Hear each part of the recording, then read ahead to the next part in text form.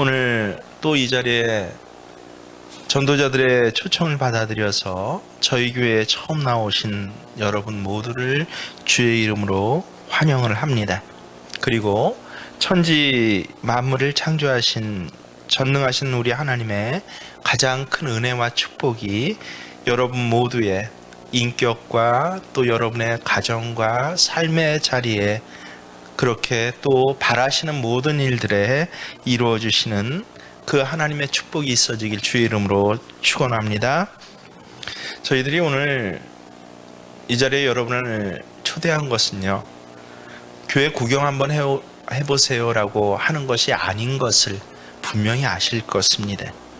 이번 기회를 통해서 여러분들이 저희들과 같이 예수 믿는 사람 되었으면 좋겠다라는 생각과 마음을 가지고 여러분을 초대한 것입니다.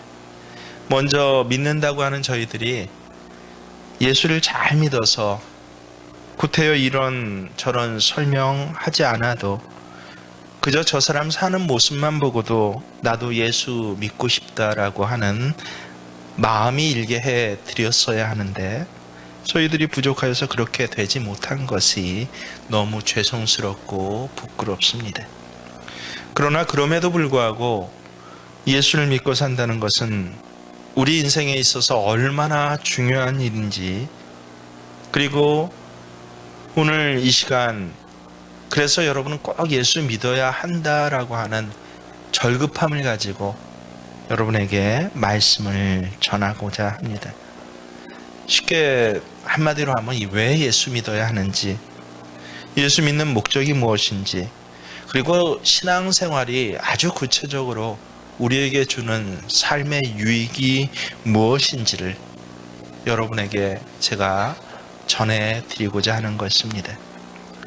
예수를 믿으면 사업이 잘 되고 하는 모든 일이 형통하게 되고 부자가 되고 세상에서 성공하게 된다고 말씀하시는 분들이 간혹 있습니다.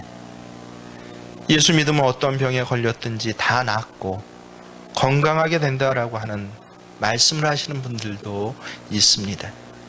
물론 그런 면이 없진 않습니다.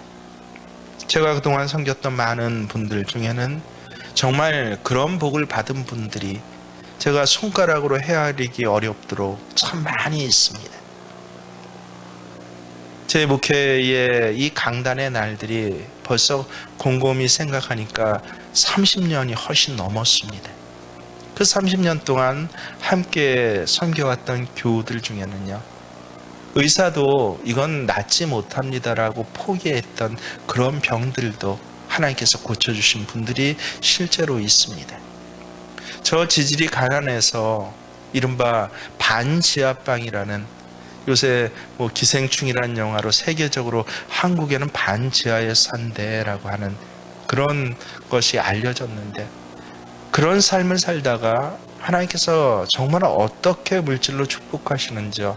불과 몇 년도 아니라 1년이 채 못 돼서 자기 건물을 갖게 하시고 자기 땅을 갖게 하시고 자기 사업체를 갖게 하시고, 그래서 직업만 해도 1년이 못 돼서 가족과 함께 아내 그리고 하나인 아들 셋으로 시작했다가 15명이 넘는 직원을 두게 하시는 그런 복을 누리는 사람도 물론 있었습니다. 이른바 불행이 오면 한꺼번에 닥친다고, 그래서 세상 사람들은 야 삼재가 붙어서 그래 라고 하는 집안을 하나님께서 얼마나 축복하시는지, 그 부부뿐만 아니라 자녀 또한 그 길들을 정말 형통의 길로 열어주게 하시는 그런 가정도 물론 있었습니다. 없는 것은 아닙니다. 그러나 정확하게 말씀드리면 우리 기독교 신앙이, 다시 말해서 하나님이 우리에게 주시는 축복이요, 그 정도의 수준의 것은 아니다라고 하는 것입니다. 만일 그것만이 전부이고 그것이 정말 우리의 인생에 있어 가장 큰 축복이다라고 한다면 저는 확신합니다. 하나님께서 그 복을 하나님 잘 믿는 자녀에게 한 사람도 빠짐없이 모두 주었을 것이다 라고 하는 것을 확신합니다. 그래서 교회에 나오기만 하면 모두 부자가 되고 예수 믿는 사람 중에 이 세상에서 우환이라는 것을 겪는 사람이 하나도 없어지고, 우환은 물론이고 병도 걸리지 않고, 그리고 예기치 못한 사고도 당하지 않는 그런 삶을 살게 되었을 것입니다. 그러나 우리 신앙생활의 삶을 보면요, 꼭 그렇지 않습니다. 예수를 믿는다고 꼭 다 부자가 되는 것이 아니고, 예수를 안 믿는다고 꼭 다 가난하게 사는 것이 아닙니다. 예수를 믿는다고 다 세상적으로 형통해지고, 안 믿는다고 세상적으로 다 어려워지는 것도 아닙니다. 조금의 차이는 혹 모르겠지만 정직하게 말씀드려서, 그와 같은 것은 예수를 안 믿어도 얼마든지 얻을 수 있는 것입니다. 하지만 이것 하나를 기억하십시오. 이 세상에는요, 꼭 예수를 믿어야만 얻을 수 있는 것이 있습니다. 예수를 믿지 않으면 세상에 그 어떤 사람도 절대로 얻을 수도 붙잡아 볼 수도 맛볼 수도 없는 정말 귀한 것이 있습니다. 그것은 부자가 되고 건강해지고 세상에서 성공하고 출세하는 것과는 비교도 되지 않는, 감히 비교할 수 없을 만큼의 귀한 것들입니다. 저는 그것을 한 단어로 그렇게 마음에 새기고 있는데, 그것은 생명이라는 것입니다. 제가 말씀드리는 생명은요, 그저 세상에서 죽지 않고 건강하고 부자로 형통하게 사는 그런 생명과는 좀 다른 차원의 생명입니다. 오늘 그 생명에 대해서 여러분에게 말씀드리고자 합니다. 제가 벌써 이 화천에 내려온 지 한 15, 16년이 지났으니까, 서울에서 목회할 때 이야기니까 그것보다 좀 더 된 이야기입니다. 하루는 TV에서, 그때는 7시 TV를 꼭 했습니다. 뉴스를 하는데 TV에서 뭐 대단하게 꽝하고 큰 데서 특별할 만한 뉴스로 무슨 이야기가 나오냐면요, 세상에 20만 원 가까운 신발을 초등학교, 중학교 애들이 신고 다니는 것 때문에, 야, 사회적으로 이거 굉장히 문제가 있다라고 하는 것이 뉴스에 나옵니다. 뉴스뿐만 아니라 다음날 신문을 봤더니 이 3대 일간지라고 불리는 그런 일간지에서도 대서특필을 하도록 사진을 실어서 그렇게 나오는 일이 있었습니다. 지금도 20만 원은 만만치 않은 액수입니다만은 한 16, 17년 전에 20만 원짜리 운동화는 정말 비싼 것이었습니다. 저는 아이들이 그런 운동화를 신는다는 것은 물론이고요, 그리고 사실은 그런 것이 있는 줄도 몰랐습니다. 그때 제가 서울의 가장 번화한 데라는 서초구에 살고 있으면서도 몰랐어요. 그때 아이가 초등학교에 다니고 있었는데, 이 저학년이라 학교에서 일찍 왔습니다. 아이를 불러서 물어보았습니다. 세상에 20만 원짜리 운동화가 정말 있니? 라고 했더니, 아이는요, 뭐 얼마짜리 정도가 아니라 상표까지 정확히 알고 있습니다. 우리나라 신발이 아니에요. 무슨 실리슨가 하는 신발인데, 바퀴 달린 신발이 19만 7천 원이라고 제 그 당시 설교 노트를 보니까 적혀 있더라. 19만 7천 원이나 돼. 저는 정말, 그러면 네 반 아이들 중에서도, 너희 학교에서도 그 실리슨가 뭐 하는 신발을 신고 다니는 애들이 많니 했더니, 애가 뾰루퉁해서 대답을 합니다. 아빠, 우리 반에서 나 빼고 다 신고 다녀. 그러니까 가슴이 또 왠지 먹먹한 거예요. 그래서 또 물어봤습니다. 하나야, 근데 너는 왜 아빠한테 그 신발 사달라고 얘기 안 했어? 반 애들이 다 신고 다니는데? 했더니 입이 조금 더 나와요. 나와서 툴툴 거리면서 하는 말이, 사달라고 해봤자 아빠가 안 사줄 거니까. 해서 잠시 생각을 하다가 좀 이제 생각을 정리했습니다. 그래서 지방에 가 있는 아이를 불러서 이야기를 해주었습니다. 먼저 그런 운동화를 사달라고 조르지 않아서 아빠가 참 고맙다라고 아이에게 감사를 표했습니다. 그리고 더 중요한 준비된 이야기를 해주었습니다. 왜 우리 딸은 그런 운동화를 신으면 안 되는가에 대해서 설명을 해준 것입니다. 답은 간단했습니다. 딱 한마디고 지금도 기억하고 있을 것이라고 저는 믿습니다. 쓸데없다라고 하는 것입니다. 그 뉴스가 나오기 1, 2년 전인가요? 또 여러분 기억하시는 분들이 있습니다.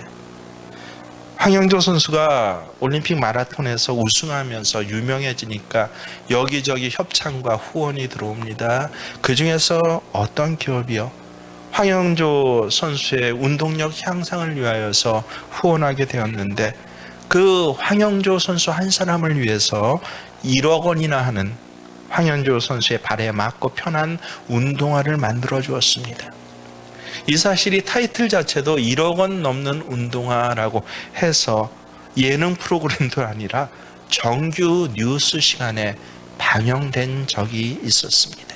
그래서 정말 저희 사이에서도 화제가 되었어요. 1억 원 넘는 운동화라고요. 저는 아이에게 황영조 선수의 1억 원 넘는 운동화를 이야기하면서 황영조라는 마라토너가 신는 1억 원짜리 신발에 대해서는 아빠는 반대하지 않아 라고 얘기했습니다. 이유는 간단합니다. 또 한마디입니다. 아까는 답이 뭐라고요? 쓸데없다. 지금은 답이 뭡니까? 쓸데있다 라고 하는 것입니다. 황영조 선수는 세계적인 마라토너입니다.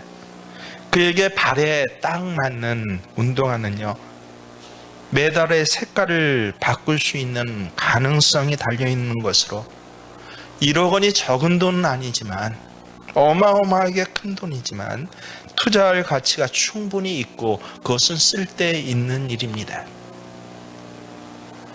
저는 여지껏 살아오면서 아이들에게 무조건 너는 얼마짜리를 입어야 돼, 얼마짜리를 신어야 돼 라고 고집을 부리지 않았습니다. 그것은 옳지도 않고 설득력도 없었기 때문입니다. 지금도 마찬가지로 필요하면 1억 원짜리 운동화도 신을 수 있다라고 저는 생각합니다. 반대로 필요가 없다라고 한다면 19만 7천 원짜리도 안 된다라고 하는 것을 아이에게 가르쳐주고 싶었습니다. 그래서 아이와 대화하면서 물었습니다. 너희들이 19만 7천 원짜리 운동화를 신는 이유와 목적이 무엇이니? 기록을 단축하기 위해서? 국위를 선양하기 위해서? 올림픽에 나가서 금메달을 따기 위해서냐? 아빠가 생각할 때 너희들이 우리 반에 나 하나 빼고 다 신어하는 그 운동화를 꼭 가져야 하는 이유는 단 하나의 목적은 그것을 자랑하기 위한 것이 아니냐라고 물었습니다. 그리고 아이에게 재차 설명을 해주었습니다. 조금만 깊이 생각하면 그것은 자랑스러운 것이 아니라 부끄러운 것이라고요. 얼마나 자랑할 것이 없으면 자기 신발을 자랑하는 사람이 되겠냐고요. 자기 자신이 20만 원짜리가 안 되니 20만 원짜리 운동화를 자랑하는 것이다 라고 아이에게 이야기를 해주었습니다. 그러면서 한마디 더 해주었습니다. 너는 신발 자랑하는 아이가 아니라 너 자신을 자랑할 수 있는 아이가 되어라 라고요. 아이가 당시 초등학생이었어요. 그래도 아이들은 정말 어른이 혹은 부모가 세대가 맞지 않는다고 해도 진심을 가지고 정확하게 이야기를 하면요, 알아듣습니다. 저는 4살짜리, 5살짜리에게도 진심을 가지고 얘기할 때 놀랍게 아이들이 다 알아듣는 것을 그 10년 전부터 제가 제 아이를 낳기 전부터 경험하고 알았습니다. 당시 제 딸은 초등학교 저학년 2학년인가 3학년이었다고 기억이 되는데 아빠가 정말 뭉클한 마음을 갖고 진심을 가지고 이야기하니까 저는 지금도 분명히 그때 그 이야기 때문이라고 믿고 있는데 그 이후로요, 저희 아이는 신발 타령을 별로 하지 않고 그렇게 참 건강하게 자라나는 첫째 아이가 되었습니다. 그런 언니를 보고 둘째 아이도 한 번도 제가 알기에는 물건 타령, 옷 타령 하면서 부모를 힘들게 한 적이 없었습니다.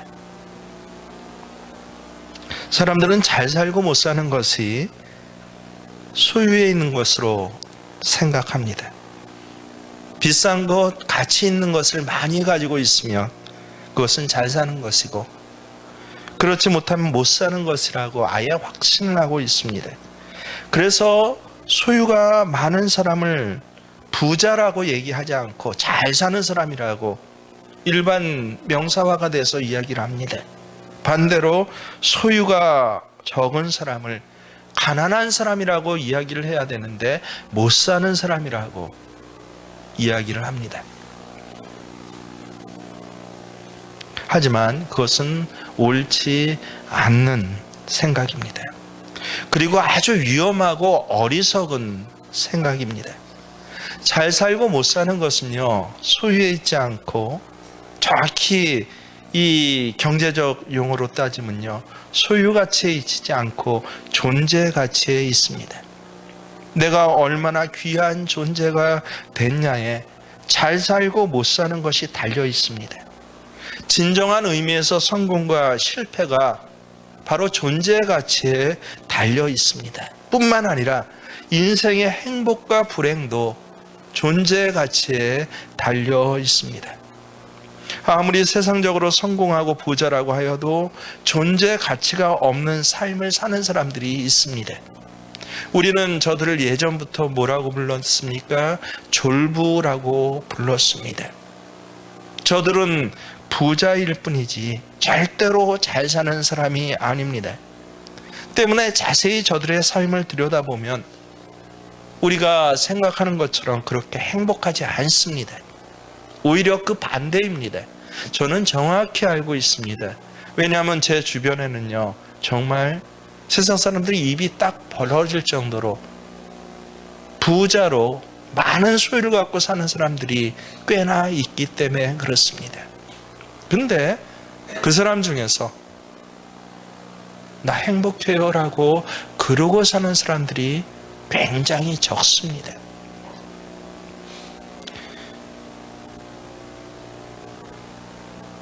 진정한 의미의 성공과 행복은 여러분의 소유가 많고 적음에 있지 않습니다. 물론 너무 가난하고 너무 병들어서 몸이 약해지면 사는 게 힘들고 어렵습니다. 하지만 그러한 문제가 어느 정도 해결된다고 그것이 우리에게 진정한 의미의 행복을 주는 것은 아닙니다. 만일 그렇다면 우리나라 사람들은 세상에서 아마 가장 행복한 그러한 삶을 살고 있어야 하는 사람들이 되어야 할 것입니다. 물론 우리나라가 아직 선진국 중에 한가운데 있다라고 할 수 없지만 그럼에도 불구하고 세계에서 가장 빠른 정도로 돈 많은 나라, 부자 나라가 되어가고 있는 나라이다라는 사실은 틀림없습니다. 전 세계에서 불과 30-40년 만에 이렇게 경제 성장을 이룬 나라는 그다지 많지 않습니다. 한 두 나라 정도 있는 것으로 알고 있는데 아시아권에서는요, 한국이 유일합니다. 예전에 우리는 참 가난했습니다. 여러분, 저와 같이 초등학교, 그때는 국민학교를 라고 이야기를 했는데 그 시절을 사셨던 분들은 기억하실 것입니다. 학기 초가 되면 담임 선생님이 종이 한 장을 갖고 들어가서 손들어라고 하는 조사를 하는데 생활 환경 조사서입니다. 집에 라디오 있는 사람 손들어봐.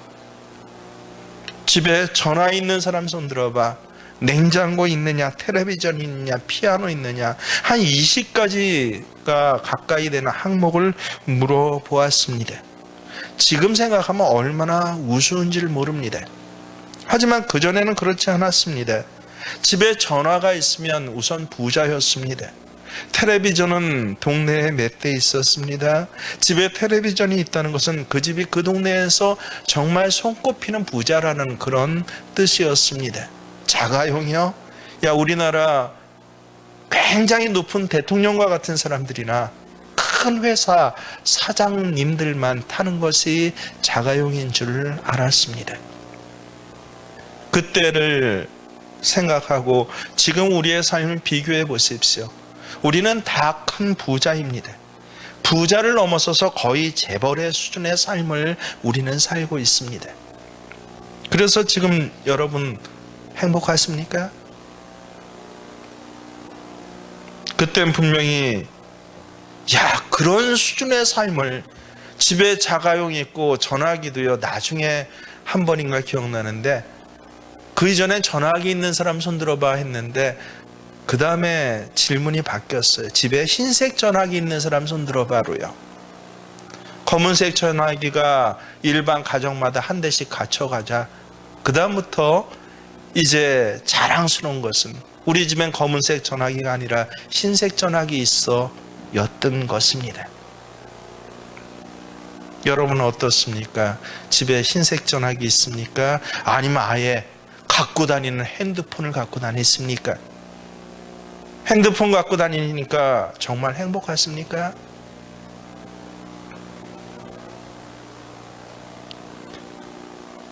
그때는 하도 못 먹고 못 살아서 배 나온 사람을 보면 늘 사장이라고 불렀습니다. 앞에 그 배자를 집어넣어서 뭐라고 불러요? 배사장이라고요. 어제 교인 중에 한 분이 당뇨병 이야기를 이렇게 하시면서 옛날에는 당뇨병을 부자병이라고 했어요, 목사님이라고 저보다 나이가 좀 있으신 분이 알려주듯이 말씀을 하십니다. 근데 저도 알아요. 그때 저희 집에서 큰아버님이 당뇨병에 걸리셨을 때 할머니하고 아버님하고 말씀을 나누면서 당뇨병이라는 걸 처음 들어봤는데 부자병 걸렸다라고 말씀을 나누시는 것이 제가 처음 들어봤기 때문에 기억이 납니다. 부자병입니까? 지금은 그렇지 않습니다. 소유는 중요하지만 우리 생각처럼 그다지 중요한 것이 아닙니다. 없으면 힘들어요. 어려워요. 그것은 분명하지만 그렇다고 해서 그것이 우리를 행복하게 하지는 못합니다. 소유 가치와는 비교도 되지 않을 만큼 중요한 것이 이 세상에 있습니다. 그것은 존재 가치입니다. 나라고 하는 존재가 가치 있게 될 때 그것이 진정 잘 사는 것입니다. 존재 가치가 높아져서 나라고 하고 있는 존재가 참으로 다른 사람으로부터도 가치 있게 인정받을 때 그때 우리의 삶은 만족을 느끼게 되고 행복을 느끼게 됩니다. 그런데 그 중요한 존재 가치는 세상에서 오로지, 여러분 이것은 진실입니다,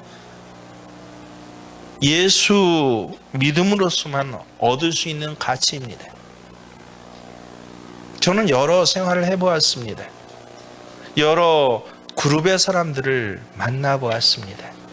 또 여러 나이대에 저 4살짜리 주일학교 아이들부터 또 학교에서 한 7년간 생활하면서 대학의 교수진들과 함께 만나서 그렇게 또 그들을 가르치고 인도하고 생활해 보았습니다. 그런데 점점 확실해지는 것은 무엇이냐면요, 세상에 존재 가치를 높일 수 있는 유일한 길은 단 하나다라는 것이에요. 예수 믿는 일입니다. 예수 믿지 않아도 얼마든지 소유 가치는 높일 수가 있습니다. 하지만 예수 믿지 않고 절대로 존재 가치는 높아지지 않아요. 존재 가치는 존재의 목적으로 어디부터 오고 모든 존재의 목적은 그 존재하는 것 자체로부터 오지 않기 때문에 그렇습니다. 지금 제 앞에 마이크가 있죠. 이 마이크는 굉장히 가치 있는 것입니다. 마이크의 가치는 어디부터 옵니까? 존재의 목적에서부터 옵니다. 마이크의 존재 목적은요, 소리를 크게 확성시키고 여기에 따라서 값어치는 얼마나 잡음이 없이 정확하게 사람이 옆에서 이야기하는 것과 같이 들려지게 하는가에 따라 이 마이크의 가치는 결정이 됩니다. 지금 이 마이크는 목적대로 잘 존재하고 있는 가치가 있는 마이크입니다. 그런데 분명히 어느 날인가 그 목적을 수행하지 못할 때가 옵니다. 고장이 나서 고칠 수조차 없을 때가 옵니다. 그때 이 마이크는 존재의 가치가 없어지게 되고 결국은 쓰레기통으로 들어가게 되고 말 것입니다. 존재의 가치는 존재의 목적으로부터만 옵니다. 그러므로 행복한 그리고 성공적인 삶을 살려고 한다면요, 자기 존재의 목적을 찾아야 합니다. 이것을 꼭 기억하십시오. 오늘 제가 어려운 용어 몇 가지로 설명드리고 있는데 여러분 잘 들으시면 저 4살짜리 아이도 알아들었듯이, 당시 한 10살, 11살이었던 제 딸도 알아들었듯이 여러분도 분명히 알아들으실 수 있습니다. 존재의 목적대로 네 존재 자체의 가치를 붙잡으며 살아가야 한다는 것이에요. 그것이 행복입니다. 근데 그렇게 소중한 존재의 목적은요, 이제부터 좀 더 어려운 이야기입니다. 존재 자체가 존재의 목적을 규정하지 않습니다. 그것을 만든 사람이 규정합니다. 마이크의 존재 목적은 마이크가 만들지 않는다는 거예요. 마이크를 만든 사람이, 그리고 이 마이크를 사용하는 사람이 이 마이크의 존재의 목적을 만들었습니다. 여러분, 제가 어제 어렵게 찾아서, 요새는 이 볼펜 없더라고요. 이 흰색 볼펜을 가져왔습니다. 무슨 볼펜입니까? 모나미 볼펜입니다. 자, 이 흰색 볼펜의 존재의 목적이 무엇입니까? 제가 중고등학교 다닐 때, 요새는 안 그러겠죠. 이 볼펜을 안 쓰니까. 이 볼펜으로 할 수 있는 일이 참 많았습니다. 좀 지저분한 이야기인데 여자분들은 안 그러실 것이지만 남자들은 이 볼펜으로 뭐 했습니까? 볼펜 뚜껑을 열고 꺼내면 뒤에 뭉퉁한 그래도 부분이 있습니다. 이걸로 귀 휘저었습니다. 그래서 친한 남자친구끼리 쉬는 시간마다, 예전에 귀 이질을 잘 안 하잖아요. 나 귀 가려 하면 엎드려봐 해갖고, 또 이런 거 좋아하고 손이 날랜 애가 있어요. 내가 파줄게 하고 볼펜 딱 끊어들어서 이 뒤로 귀를 파줍니다. 잘 파져요. 그렇죠? 또 할 수 있는 일이 있었습니다. 그 제 다음 세대는 뭘 했는지 모르지만, 흔히 이제 중학교 한 3학년 가면 가끔가다 새치가 나온 애들이 있어요. 손으로 새치를 뽑으려고는 안 뽑혀요. 지금 다른 분들 모르시는 분들이 있어요. 볼펜으로 새치 뽑으면 그렇게 잘 뽑힙니다. 어떻게 해요? 그 새치를 볼펜 안에 집어넣고 딱 눌러갖고 뽑으면 그게 정말 쪽집게처럼 뽑힙니다. 이 볼펜으로 또 할 수 있는 일이 많이 있었습니다. 무슨 일을 합니까? 이것으로 때때로 옆에 있는 친구를 갖다가 졸고 있으면 찔러가지고 깨우기도 합니다. 장난을 치느라고 혹시 쉬는 시간에 엎드려 자는 친구 있으면 이 머리 위부터 목까지 한번 슬쩍 긁어줍니다. 손을 그으면 장결에 댑니다. 또 긁어줍니다. 됩니다. 반복하면서 재밌는 일들을 많이 할 수 있는 볼펜입니다. 자, 이 볼펜으로 재밌는 일을 많이 할 수 있지만, 또 때로는 유용한 일도 할 수 있지만, 이 볼펜의 존재 가치는 어디에 있습니까? 글을 쓰는 데 있습니다. 잘 나와야 합니다. 이게 바로 존재 가치의 뜻입니다. 여러분, 이 존재 가치로 볼펜을 만든 사람은요, 이 볼펜이 그 후에 여러 사람이 엉뚱한 생각으로 다른 여러 가지에 사용할 수 있는 기능이 때론 있을지라도 만든 이유는 무엇입니까? 글을 쓰면 글이 나오도록 만든 것입니다. 존재 스스로가 존재의 목적을 결정하는 것은 세상에 하나님 한 분 외엔 없습니다. 하나님이 성경의 출애굽기에 보면 하나님 자신을 처음으로 우리에게 알려주셔요. 모세가 묻습니다. 내가 내 백성에게 가서 나를 보내신 분이 누구라고 전해야 하겠습니까? 라고 했을 때 그때 하나님께서 모세에게 알려주신 것이 하나님의 존재입니다. 나는 야훼다. 이 존재의 목적이자 존재 자체 되시는 하나님 외에는요, 세상에 어떤 피조물도 어떤 물건도 볼펜 자체가 볼펜의 존재를 규정하는 일은 없습니다. 제가 가치 있는 존재가 되려면 가장 중요한 것이 무엇이에요? 내 존재의 목적이 무엇인가를 밝혀내고 그 목적을 위해서 열심히 사는 것입니다. 그럼 가장 가치 있는 삶을 살고 가장 행복한 삶을 살게 됩니다. 그 존재의 목적은 누가 결정하는 거라고요? 내 스스로가 결정하는 것이 아니라, 이 사회가 결정하는 것이 아니라, 내 아버지가 결정하는 것이 아니라 바로 나를 창조하신 하나님께서 이미 결정해 주셨습니다.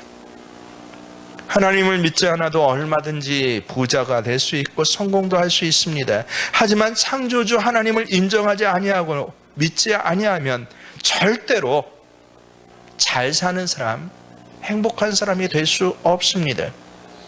왜냐하면 그는 절대 자기 존재의 목적을 찾아내지 못할 것이며, 따라서 돈 많은 사람은 되고 몸 건강한 사람은 되고 가진 것 많은 사람은 될지 몰라도 가치 있는 사람은 되지 않습니다. 세상에 목적 없이 태어난 존재는 없습니다. 특별히 우리 인간은 더욱 그렇습니다. 우리 인간은 컨베이어 벨트에서 대량으로 생산되는 그런 물건들이 아닙니다. 아무런 목적과 기대 없이 우연히 태어난 존재도 세상엔 단 한 존재가 또 없습니다. 하나님께서는 우리를 단순한 물건으로 만드시지 않았습니다. 하나님께서는 우리를 가장 사랑하는 자녀로 지으셨습니다. 우리 부모의 온 기대는요, 자식에게 달려 있습니다. 그 기대를 충족하기 위해서 우리는 부모의 자리에서 상상할 수 없는 투자를 자식들에게 합니다. 이것이 지나쳐서 간혹 어떤 부모들은요, 내 모든 인생이 너에게 달렸어 라고까지 이야기를 합니다. 하나님이 꼭 그러십니다. 하나님은 우리 하나하나에게 기대하시고 그 기대를 이룰 수 있는 가장 좋은 은혜를 주시고 그 은혜를 더욱 큰 은혜로 누리게 할 수 있는 각종의 은사를 우리에게 주십니다. 제 인생 경험에 의하면요, 그 은혜를 붙잡고 사는 것이 가장 행복한 일입니다. 그 주신 은사를 사용하면서 사는 것이 세상에서도 성공할 확률이 굉장히 높습니다. 그래서 제가 아까 말씀드렸죠. 세상에는 돈 많은 사람, 예수 안 믿어도 있을 수 있습니다.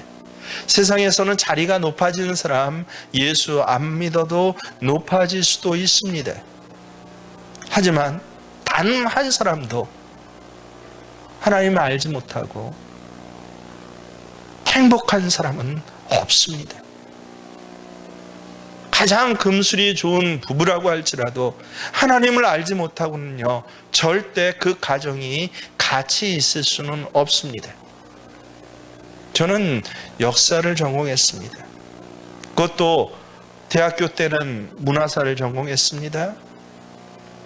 그래서 서구 역사의 문화가 어떻게 흘러왔는지 남보단 비교적 깊이 알고 있습니다. 서구의 가정의 문화와 가정의 행태들이 어떻게 변해왔는지 남보다 더 깊게 알고 있습니다. 제가 관심하는 것은 부부의 관계이고 부모와 자녀의 관계였습니다. 그것이 시대마다 어떤 기준과 증표를 가지고 변해왔는지도 저는 알고 있습니다. 제가 했던 수많은 공부 중에서 모르는 부분도 역시 많을 것이지만 단 한 가지 알고 있는 것은 한 가정이 정말 가치 있고 행복하려면, 두 부부의 사이가 가치 있고 정말 행복하려면 그저 시간이 지나니 정으로 사는 것이라고, 요새는 우스갯소리처럼 의리로 사는 것이라고 하는 것이 아니라 정말 성경에 기록된 하나님께서 한 가정에 내리시는 그 복으로 지역이 살아나고 민족이 살아나고 당대에 걸치는 복이 아니라 자녀 때 그 복이 확장되고 깊어지는 삶을 살려면 단 한 가지 유일한 전제 조건이 하나님을 알아야 한다는 것입니다. 예수를 믿어야 한다는 것입니다. 교회는 부자 되는 곳 아닙니다. 부자 되는 사람도 있습니다. 병 고치는 것 아닙니다. 하지만 정말 세상에서 고치지 못하는 병도 고쳐지는 사람이 있습니다. 그것들을 바라고 혹은 여러 가지 내 억울함과 어려움과 정신적인 문제까지 일으킬 정도의 절망과 좌절을 고쳐주는 것 아닙니다. 하지만 고쳐질 수도 있습니다. 왜 그렇습니까? 하나님 자녀에게 하나님께서 가장 좋은 것을 주시기 때문에 그렇습니다. 오늘 이 자리에 여러분 나온 것 우연이라고 생각하실 것입니다. 아니요. 성경에 봤더니 어미 뱃속에서부터 네 엄마가 너를 임신한 줄 모르고 있었을 그때부터 하나님께서는요, 내 세포를 조성하시고 뼈를 만드시고 내 살을 붙이시고 내 육체뿐만 아니라 내가 앞으로 어떻게 살아가야 할지 그 길을 정해주셨다라고 그렇게 기록되어 있습니다. 성경에 봤더니 내가 사망의 음침한 골짜기에 다닐 때, 세상에서 정말 죽을 것 같은 그 아픔과 고통을 느낄 때, 한 입을 덮고 자는 내 남편과 내 아내도 나를 모르며 눈에 넣어도 아프지 않을 자식으로 키웠던 그 내 자식조차 나에게 손해게 할 때, 그때조차도 하나님께서는 네 어미는 너를 잊을지라도 나는 너를 결코 잊지 않을 것이야 라고 아예 하나님의 손바닥에 내 이름을 칼로 새겨놓으셨다라고 그렇게 기록되어 있습니다. 중요한 것은 무엇입니까?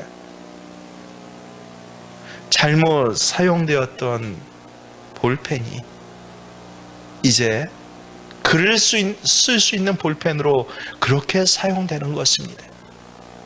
여러분에게 주어주신 모든 시간과 물질과 건강은요, 그리고 여러분에게 주어주신 그 마음은요, 바로 하나님 앞에서 이 땅에 살아가면서 행복하게 살려고 주신 것인데 혹 잘못 사용하진 않았습니까?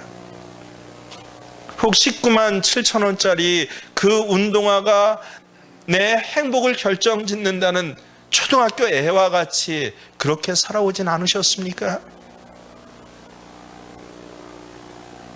여러분, 오늘 가장 중요한 말씀을 하나를 다시 한번 여러분에게 보여드립니다. 우리가 봉독했던 요한복음 14장 6절의 말씀입니다. 뭐라고 하십니까? 요한복음 14장 6절 다시 함께 제가 한번 읽고 여러분이 한번 읽고 저와 여러분이 함께 읽습니다. 예수께서 이르시되 내가 곧 길이요 진리요 생명이니 나로 말미암지 않고는 아버지께로 올 자가 없느니라.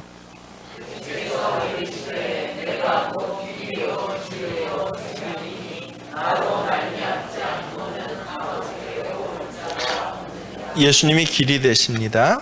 진리 되십니다. 생명이 되십니다.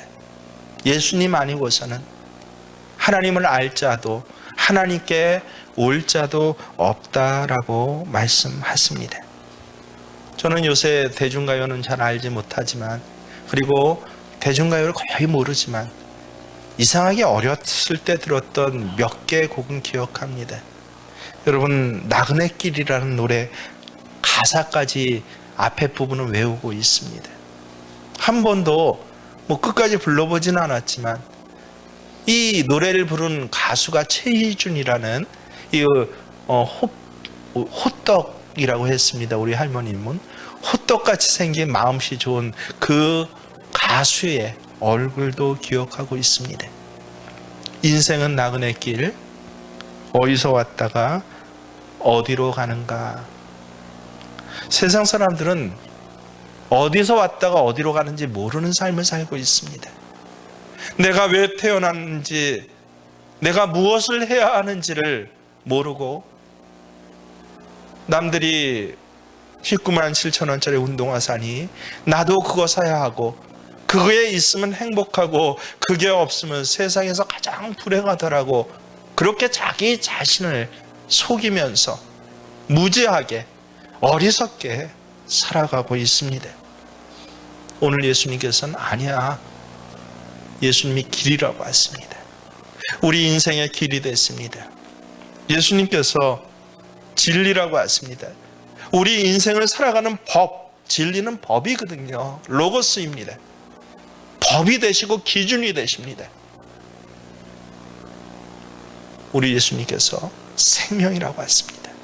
생명은 살아 활동하고 행복하고 감격하고, 그리고 내 때에 끝나는 것이 아니라 이 마이크와 같이 지금은 잘 사용되지만 분명히 어느 순간 고물로 변하는 것이 아니라 자녀 때를 통하여서 더 귀한 은혜를 이루어 주신다라고.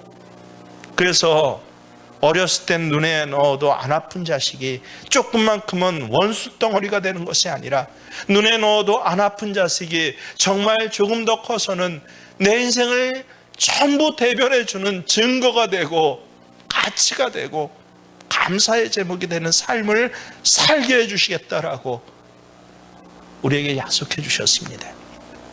저는 이 약속을 어렸을 때부터 그대로 믿었습니다. 토시 하나 틀리지 않게 믿었습니다. 그랬더니 확신합니다. 삶의 자리에 때때로 어려운 일이 있고요, 힘든 일이 있습니다. 저도 가만히 봤더니 아플 때가 있더라고요. 저도 물질적으로 힘들 때도 있습니다. 때로는 감정 자체가 세상 사람보다 더하게 분노하고, 때로는 한없이 절망하고, 같이 사는 아내조차 정말 미워지는 때도 있었습니다. 하지만 그것에 휘둘리지 아니하고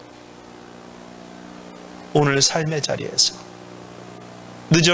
늘 여전히 제 아내를 보고 감사를 하고, 제 자식들을 보고 희망을 느끼고, 우리 함께 섬기는 교우들을 보고 생명의 활력을 느끼고 살아갈 수 있는 비밀은요, 이 말씀 그대로 믿었기 때문에 그렇습니다.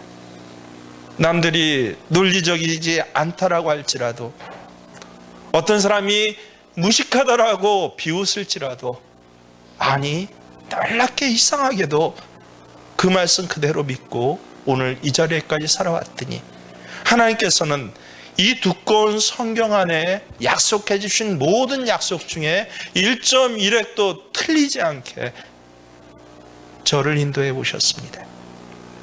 오늘 이 자리에 여러분에게 바로 이 하나님, 나를 위해서 십자가에 죽으시고 나의 길과 진리와 생명이 되기 위해서 내 대신 피를 철철 흘리시면서 그 목숨을 맞바꾸신, 마치 부모가 사랑하는 자녀를 위해서 목숨을 맞바꾸듯 그 심정을 가지고 나를 위해서 저 십자가에서 다시 부활하시고 이제 오늘 이 진리의 약속으로 여러분에게 하나님의 절대 취소되지 않을 약속을 해주신 이 말씀을 그대로 여러분도 믿으시고 저처럼 5년 후, 10년 후, 20년 후, 그리고 제가 올해 예수 믿은 지 가만히 생각하니까 근 38년째가 됩니다.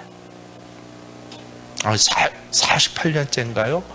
숫자가 요새 약해갖고 늘 아내한테 타박을 받는데 40여 년 가까이 살아오면서 한 번도 하나님은 약속을 어기신 적 없습니다. 이 복을 여러분도 받으실 수 있기를 주의 이름으로 축원합니다. 내 인생 여정 끝내요. 찬송가 가사가 내 신앙의 고백입니다 라고 그렇게 함께 고백합니다.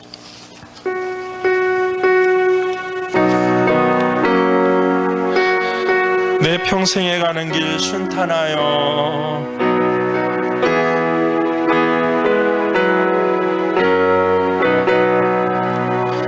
내 평생에 가는 길 순탄하여 늘 잔잔한 강 같든지 큰 풍파로 무섭고 어렵든지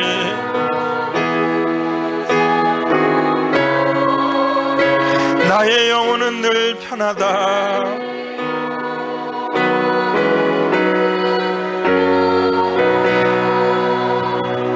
내 영혼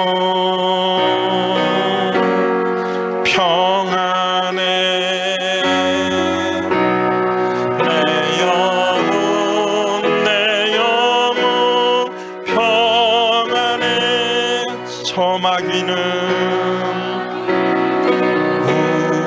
우리를 삼키려 입 벌리고 달려와도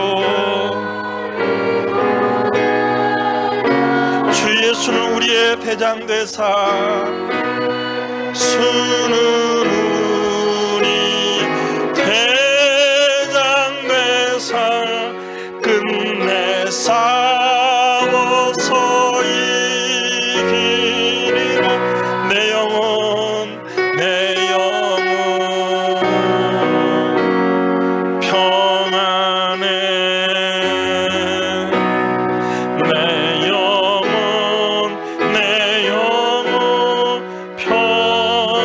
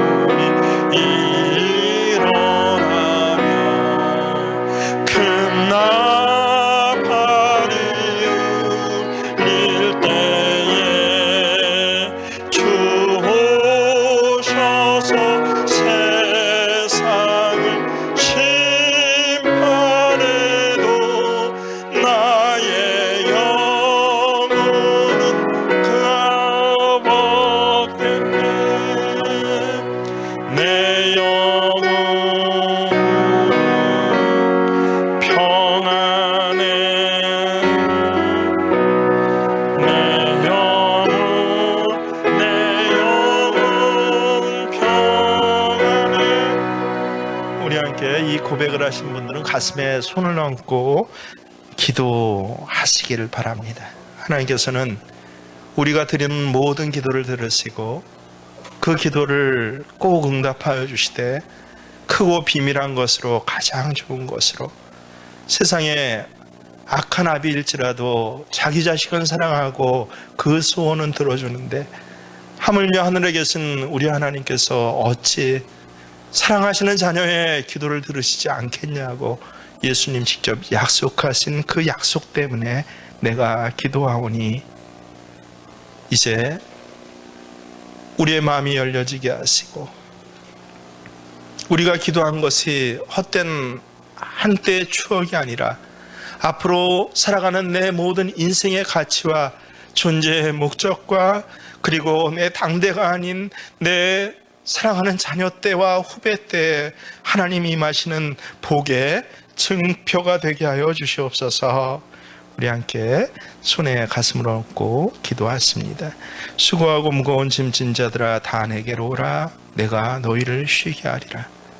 예수님 오늘 이렇게 나를 부르시고 축복해 주신다고 약속하십니다. 내가 그 약속을 믿습니다. 예수를 믿기만 하면 값없이 하나님 주시는 영생의 선물, 그 놀라운 생명의 선물을 주신다고 약속하셨습니다. 내가 그것을 믿습니다.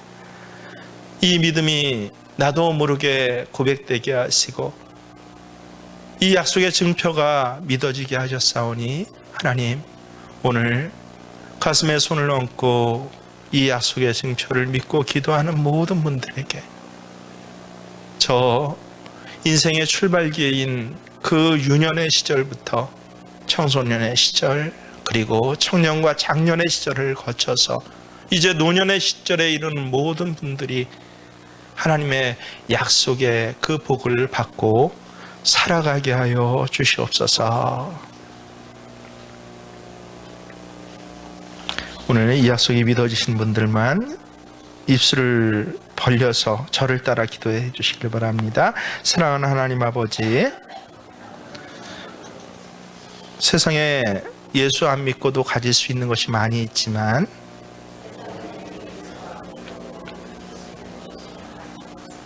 예수 믿지 않고는 얻을 수 없는 생명을, 그 가치 있는 삶을, 복된 삶을 내가 소원하게 하시고 입술로 고백하게 하셨사오니 이 복을 나에게 허락하여 주시옵소서. 예수님이 나를 위하여 십자가에 달리시고 내 모든 죄를 속하시고 나의 구세주가 되셨음을 믿사오니 이제 나의 구세주가 되어주셔서 내 나머지 모든 인생길에 하나님 준비하신 복을 내리어 주시옵소서.